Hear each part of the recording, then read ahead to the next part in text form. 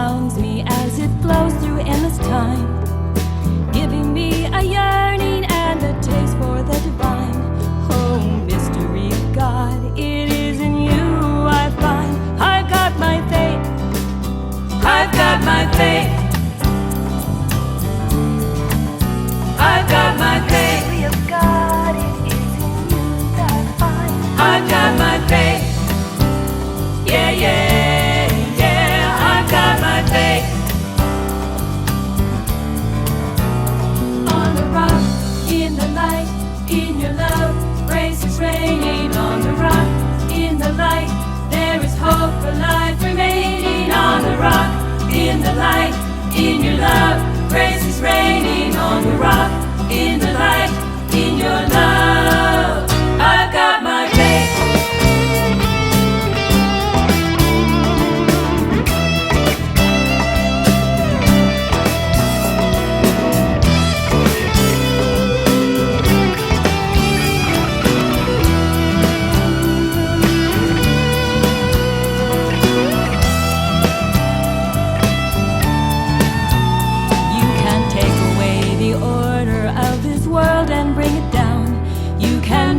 Hide my face and keep my God voice underground, but you can't take away this love inside that I have finally found. I've got my faith, I've got my faith, yeah, yeah, yeah, I've got my faith. Take away this love that I have finally found. I've got my faith, yeah, yeah, yeah, I've got my faith. I've got my faith, yeah, yeah, yeah, I've got my faith, I've got my faith, yeah, yeah, yeah, I've got my faith.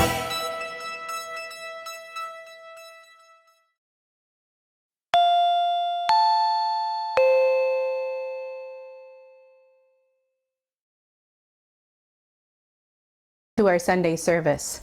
It's an amazing and challenging time we're in right now. I hope you're dressed in your Sunday best as we asked you to last week, even if this is a pre-recorded service. We especially want to see it in our fellowship time after this service. In order to create a more sustainable model for our worship services, we have moved to pre-recording them and providing the recording on Sunday at 10:30. Thank you so much for your understanding in this development. By the way, I'm Reverend Laura Shenham, Minister of Cascade Unitarian Universalist Fellowship. This morning, our speakers are Kim Brisbane, Christina Davitt, Sharon Page, and myself. Our music includes the talent of our Cuff Virtual Choir and music from Cuff musicians. Grab a cup of coffee or tea or juice, whatever your favorite beverage is. And if you have a candle or chalice, please use it as we light our chalice this morning. Because the service is pre-recorded, it means we will need a different format for joys and sorrows. Our fellowship time after the service will be where we share our joys and sorrows together. This will allow for each person to express their joy or sorrow in their own voice and the privacy that we need for that time. I understand this is an important and meaningful time of our service, and I so appreciate your patience and understanding as we modify to more sustainable efforts. Our website continues to be the hub for our congregation and its communication, so please check it regularly. Offerings can be made anytime during or after today's service. You can make gifts and pledge payments today at our website, cascadeuu.org, and click on the donate page, or mail a check into the church office. The act of giving, regardless of amount, is a spiritual practice that expresses our thankfulness and generosity. Please help our Stewardship Committee wrap up their annual pledge drive by proactively pledging online. You can do this in less than 5 minutes at the same place where you can donate. The amount of your pledge is not as important as the act of pledging. You'll also be doing our Stewardship Committee a favor, as they won't have to make as many phone calls next week. Thank you for your ongoing generosity to our beloved community. Remember to join us after this for our fellowship time. There is a different link for that. So please, once the service is over, click on that link, enter the password, and join us for our fellowship time. Once again, welcome this morning to each and every one of you. Let us take a moment to settle into our space. Prepare our hearts for worship. This morning's call to worship is by Reverend Sunshine Jeremiah Wolf. This is a congregation that gathers in faith. Not faith in one religion or one God or any one way. We gather in faith of the power of diversity, the power of love, and the hope of a world transformed by our care. We gather in faith in ourselves and those around us, not a faith that requires perfection or rightness in one another. Rather, a faith that in our shared imperfection we may learn to stumble and fall together. Faith that we will help one another to rise and try again and again. Come, let us worship together. Please lift your spirit and voice in our opening hymn, Morning Has Broken.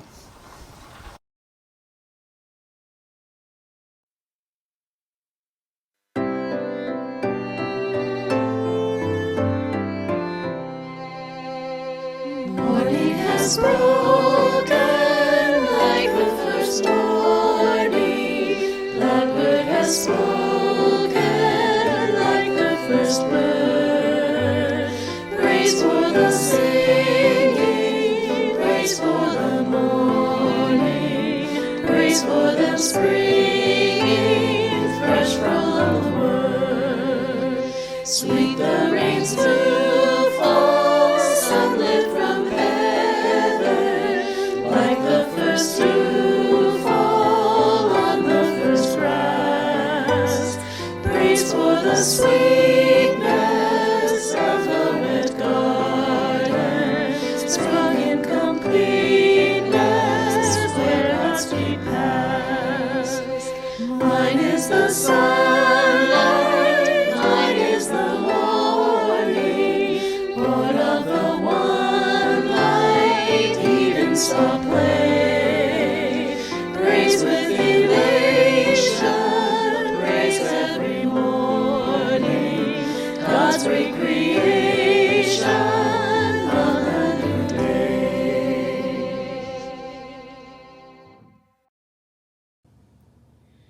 Please join me in the chalice lighting words. In the light of truth and the warmth of love, we gather to seek and seek to share.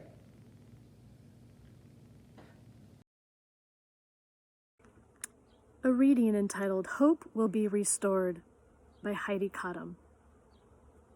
It begins in the book of Matthew from the Bible, chapter 28, verses 1 through 10. After the Sabbath, as the first day of the week was dawning, Mary Magdalene and the other Mary went to see the tomb. And suddenly there was a great earthquake, for an angel of the Lord descending from heaven came and rolled back the stone and sat on it. His appearance was like lightning, and his clothing white as snow. For fear of him, the guards shook and became like dead men. But the angel said to the women, "Do not be afraid. I know that you are looking for Jesus who was crucified. He is not here, for he has been raised, as he said. Come, see the place where he lay. Then go quickly and tell his disciples he has been raised from the dead, and indeed he is going ahead of you to Galilee. There you will see him." This is my message for you. So they left the tomb quickly with fear and great joy and ran to tell his disciples. Suddenly, Jesus met them and said, "Greetings," and they came to him, took hold of his feet, and worshipped him. Then Jesus said to them, "Do not be afraid. Go and tell my brothers to go to Galilee. There they will see me." What do we, as Unitarian Universalists, do with a story of literal resurrection? Well, we believe. The resurrection of Jesus is one of the most sacred stories in Christianity. From that story emerges a renewal of faith. Imagine being either of the Marys on that morning. These women were in mourning. They had lost not just a man they loved, but a teacher that they were dedicated to and a prophet in whom they believed. Their shared grief must have permeated from them, rising from their skin like an unwanted perfume.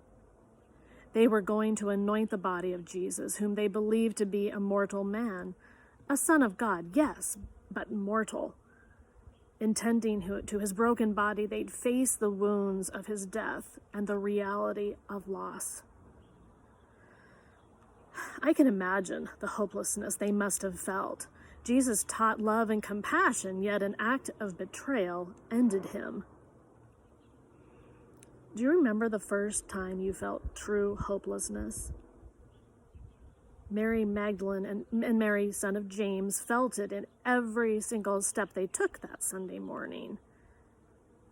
And then there's this angel, lightning and white and spilling with words of emergence and words of resurrection.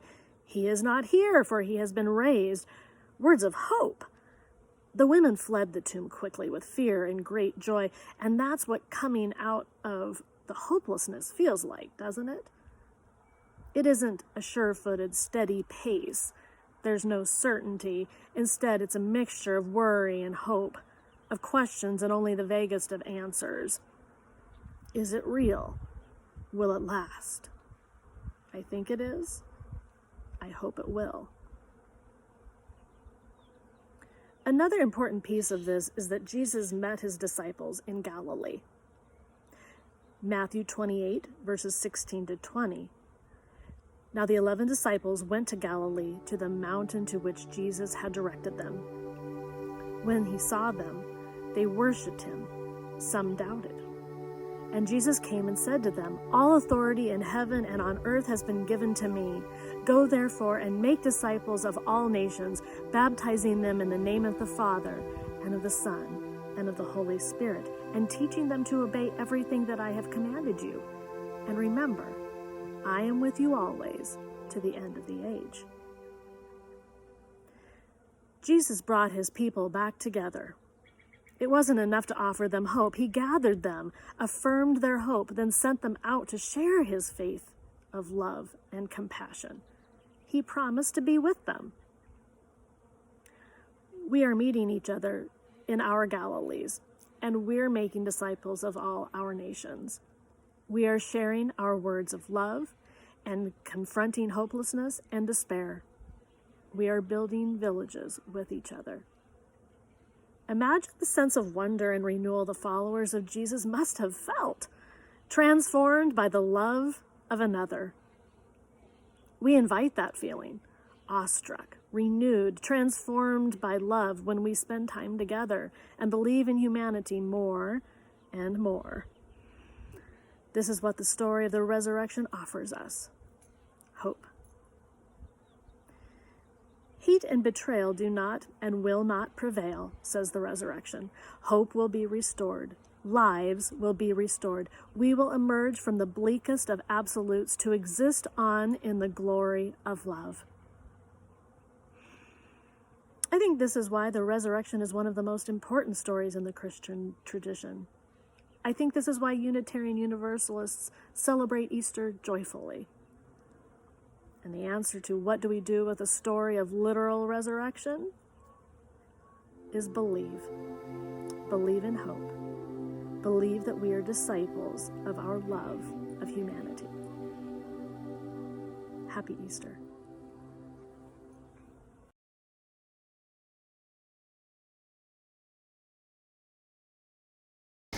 Let us turn inward now. Settle yourself into your seat. Plant your feet firmly on the floor. Relax your shoulders. Take a deep breath in and let it out. If you so wish, close your eyes. Feel the rhythm of the breath. In and out. In and out. Find the peace of just being with the flow of the breath, letting go of yesterday and tomorrow. Feel the restorative peace of this moment, a peace large enough to open to the concerns and sorrows that trouble us, a stillness quiet enough to respond to the joys and celebrations that enliven us. There is safety here in the rhythm of the breath. The ebb and flow of life is enacted with each one. Please join me in meditation or prayer.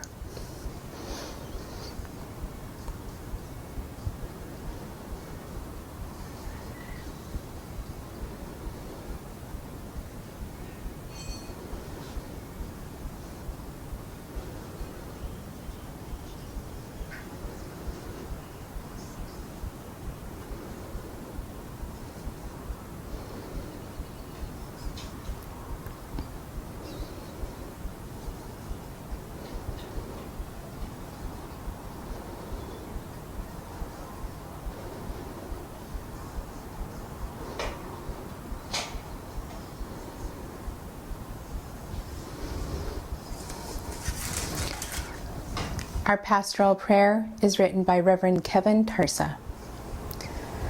Spirit of life, may I remember in this tender moment that love is my guide always. Shepherding me toward ways of openness and compassion. I have what I need really, with love at my side, above me, below me, in front of me and behind me, inside every cell of me, love infused everywhere.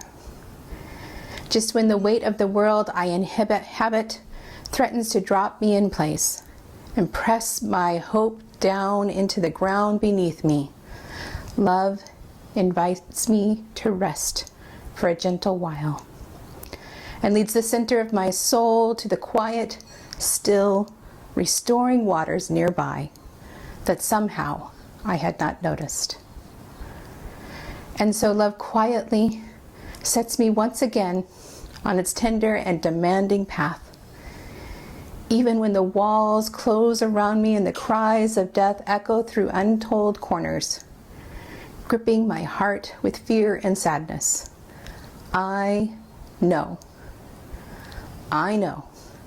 that all will be well, that I will be well, when love whispers near to me, glints at the corner of my eye, rests with gentle and persistent invitation upon my shoulders. Amen.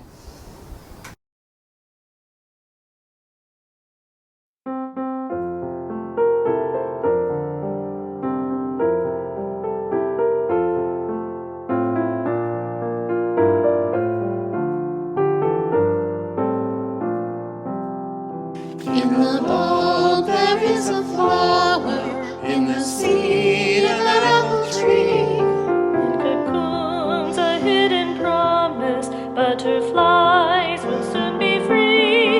In the cold and snow of winter, there's a spring that waits to be unrevealed until its season, something God alone can see.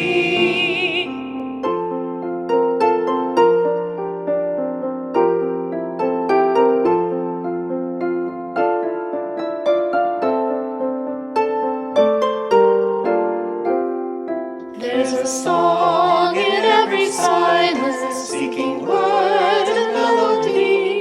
There's a dawn in every darkness, bringing hope to you and me. From the past will come the future, what it holds a mystery, unrevealed until its season, something God alone can see.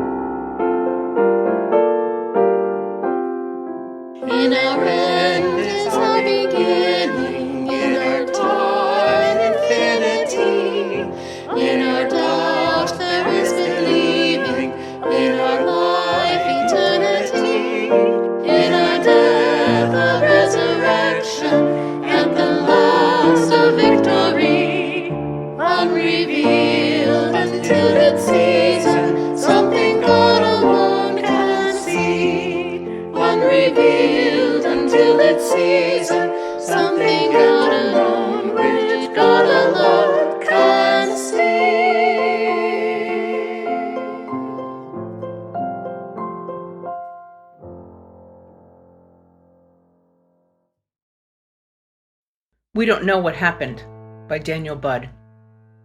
We're not sure what happened, but we know what it's like when someone appears whose message we feel offers hope, who inspires us with new ways of living. We know what it's like when they fall short of our expectations, or worse, when they are cut down by the forces of hate and bigotry. We're not sure what happened, but we know what it's like when someone has grown profoundly into our own lives, who seems as much a part of our living as our own breathing. We know what it's like when death takes them from us, perhaps prematurely, and the empty place now in our souls is much like an empty tomb. We're not sure what happened, but we know what it's like to feel sorrow and loss, despair and grief. We know the waves of tears and the thoughts of the past which flow through us. We know that memories and stories begin to fill the emptiness. Our lives are shored up with a different presence, which will live with us all our lives. We're not sure what happened, but we know what it's like to realize, to have it dawn upon us, that what we have known and loved lives on with us and within us forever, a part of who we are. We know that somehow in our hearts and souls, resurrection is real, not that of the body, but of the spirit, a spirit renewed, even reborn, in the midst of our lives and our living. We're not sure what happened, but we know there is a difficult hope, a faith, that through whatever sorrow or grief we are feeling, there is also a growing sense of grace and gratitude, of joy and thanksgiving, in the mysterious and abiding astonishment of being human. In this wonder, may we find strength within our own sense of Easter. May it be so.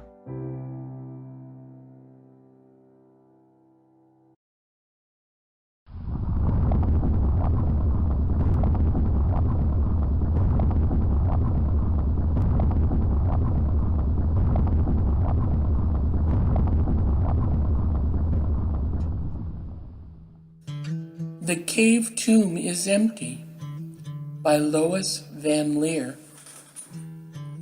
Today is a story day of a man who was loved, dying, washed with herbs, wrapped in scented cloths, laid to rest in a cave tomb, a rock marking the place.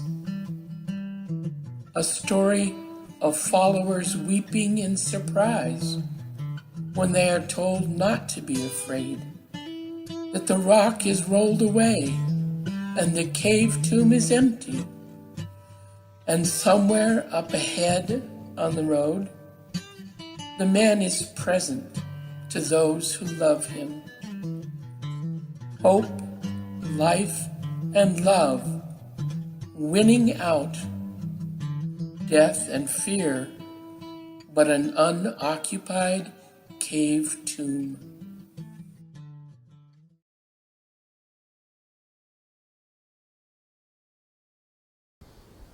I start with an adapted story by Thomas Rhodes. Once upon a time, there was an old man who lived alone with his grandson in a dirty hovel. See, since Grandma died, everything around them was filthy. Neither one of them had the energy to keep the place clean. One day, a stranger appeared and gave the young child a lily, a beautiful lily. The boy took it home and placed it on the windowsill of his house. The grandfather saw the flower and put it in a jar of water.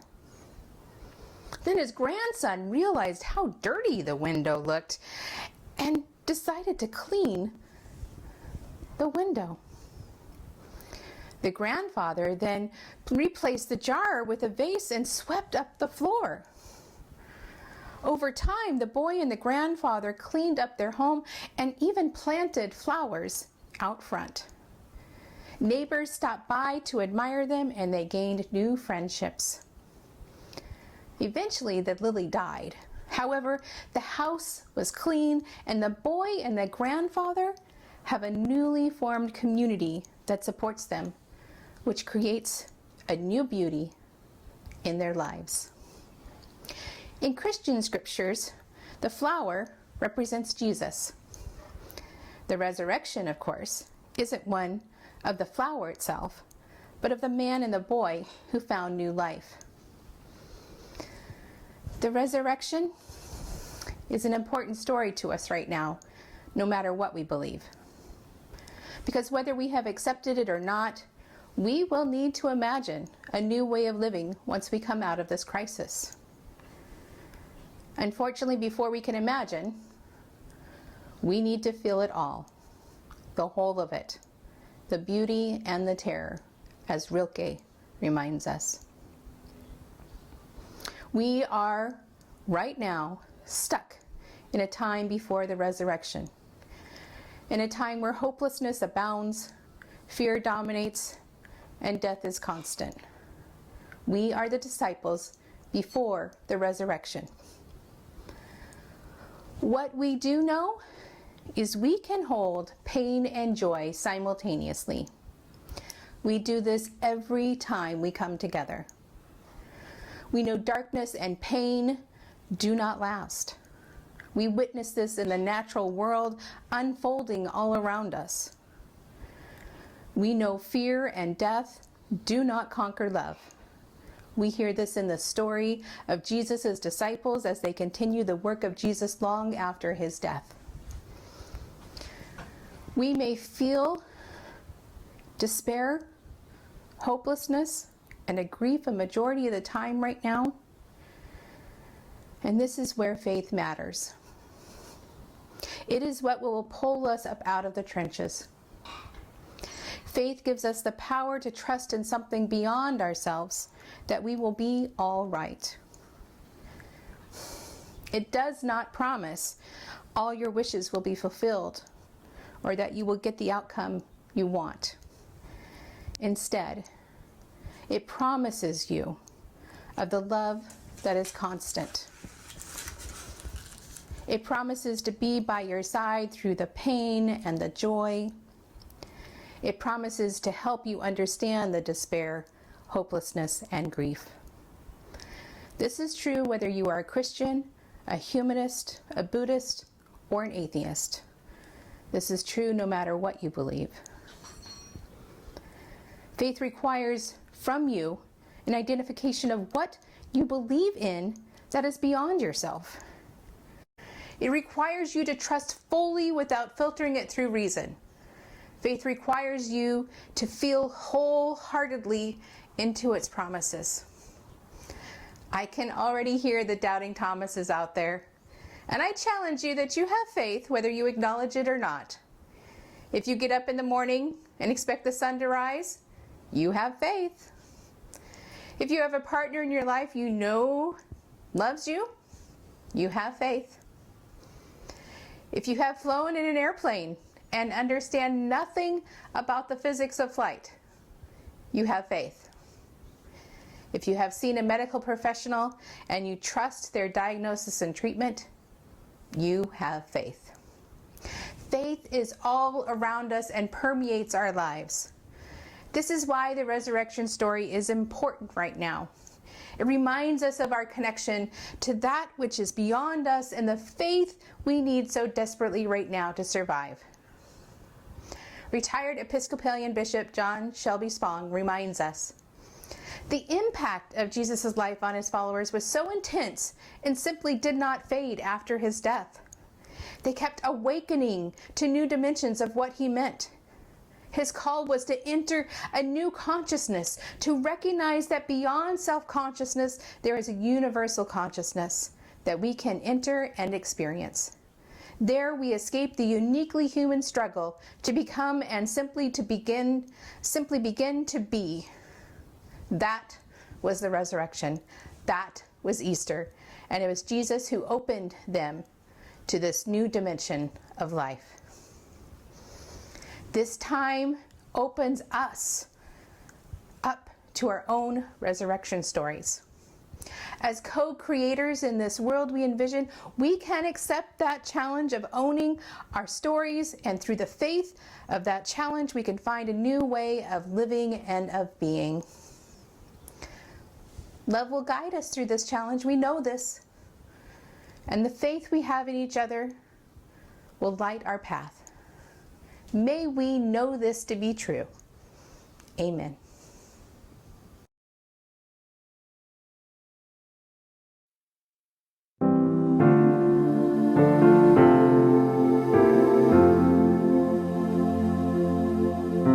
Amazing grace, how sweet the sound that saved a wretch like me. I once was lost, but now am found. Was blind, but now I see. 'Twas grace that taught my heart to fear, and grace my fears relieved.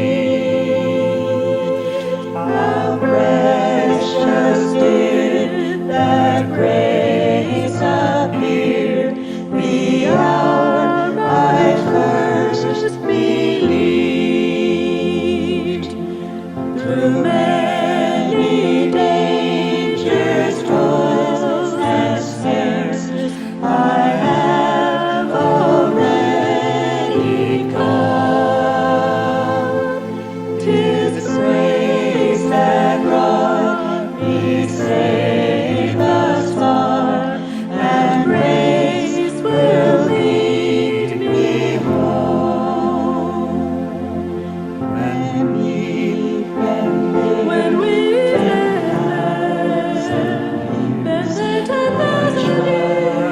years, bright shining as the sun, we know last days to sing God's praise, and when we first begun.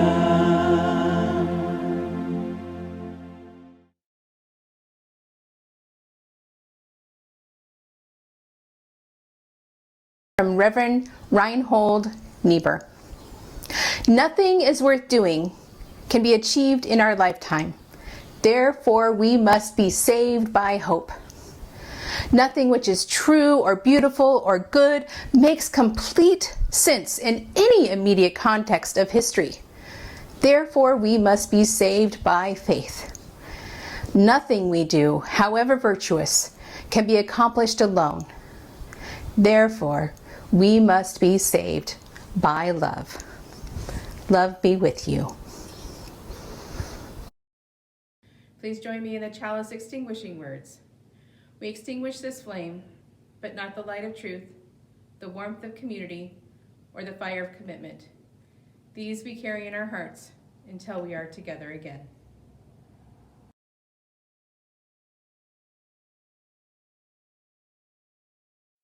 Carry the flame of peace and love until we meet again. Carry the flame of peace and love until we meet